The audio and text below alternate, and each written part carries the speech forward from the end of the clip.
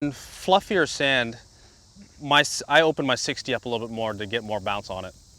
How is your 60 set up right now? My 60 is set up right now more for tighter sand, Yeah, like this. like this. What I like to do is interesting, as I'm like you, I try and get my knees down, my hands low, but I try and practice a lot of times not cutting across it. Yep. Because I have a tendency when I cut Well, across it too much, I back up like you were saying, yeah, and I dump it back here somewhere. yep.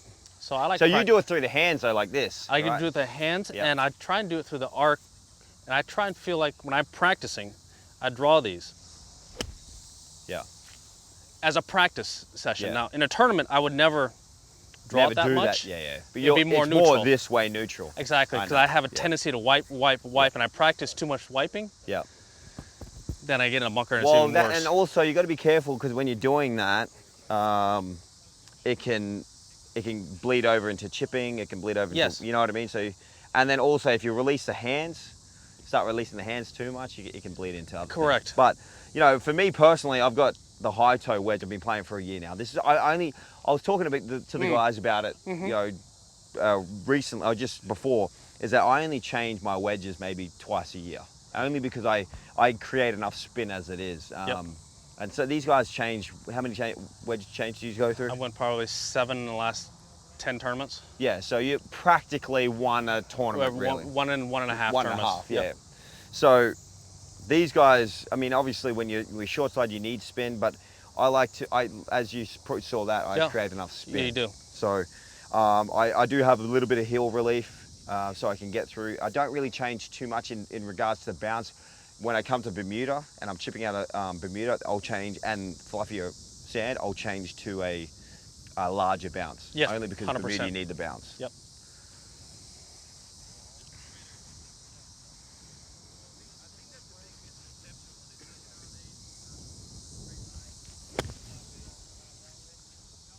And what's interesting about your motion is how high you finish.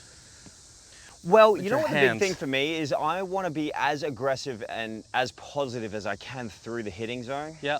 You know what I mean? Which I produces try and a finish finishing- really high because I'm trying to hit that big high cut. Got it. Yeah. Got it. It's interesting because I try to hit it higher. Yeah. I just let it go a little bit faster with my right hand. Yeah. You see how short your... Yes. I mean, and for me, I can't get a high bunker follow through. Yeah. I can't do it. Why is that? Because when I think high, I think hands. Yes. That's your feel. Yes, my feel. Yeah. So let's play one to the back one. So what do you do differently here, Jason? He'll play a 56, he just told me. I'll play a 60. I'll try and play a 56. I won't I'll change. try and play this. I'm not going to change my setup too much. I might just close the face a little bit. That's Yeah, totally. all I do. That's why 56 is better for me. Yeah, and that's my big thing is I try and consistently,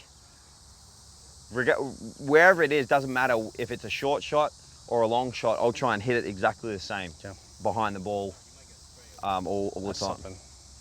That's something every great bunker player says. It's just so consistent that way, you know what I mean?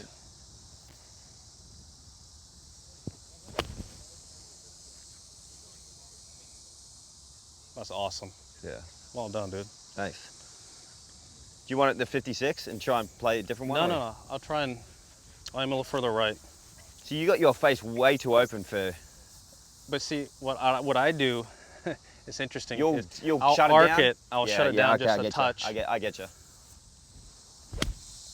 Yeah. So I play it that way. Yeah, I understand.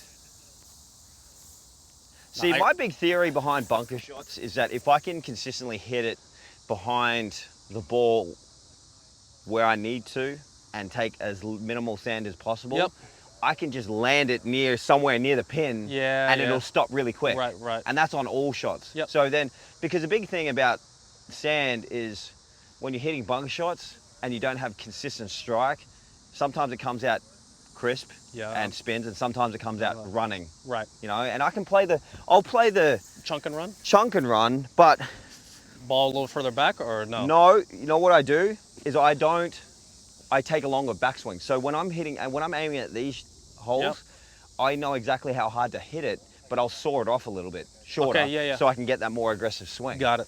So what I'll do is with this, I'll take the longer backswing actually where I need to. I'll take a little bit longer. Yep. And it won't be as hard. It'll just be soft. It'll kind of come out of the sand and roll to.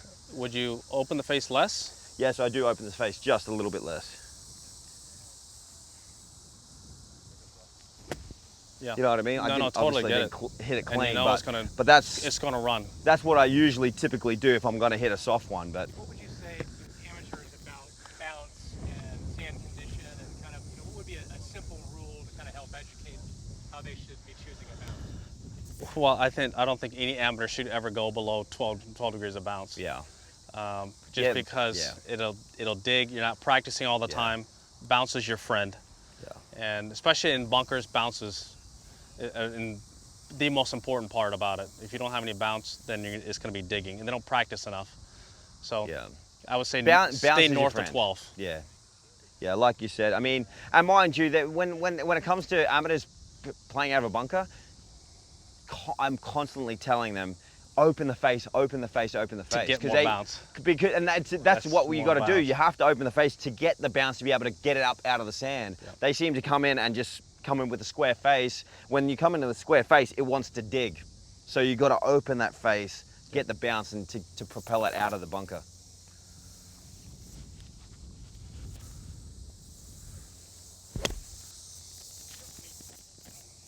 That would be my chunk and run. Yeah, that's perfect. And what I do is More and we're good to go. I drop my right foot back.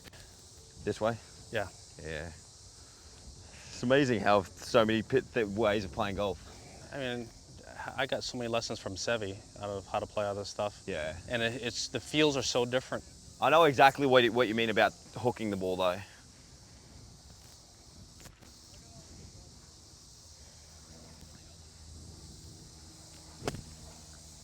I just don't want to practice too many cuts.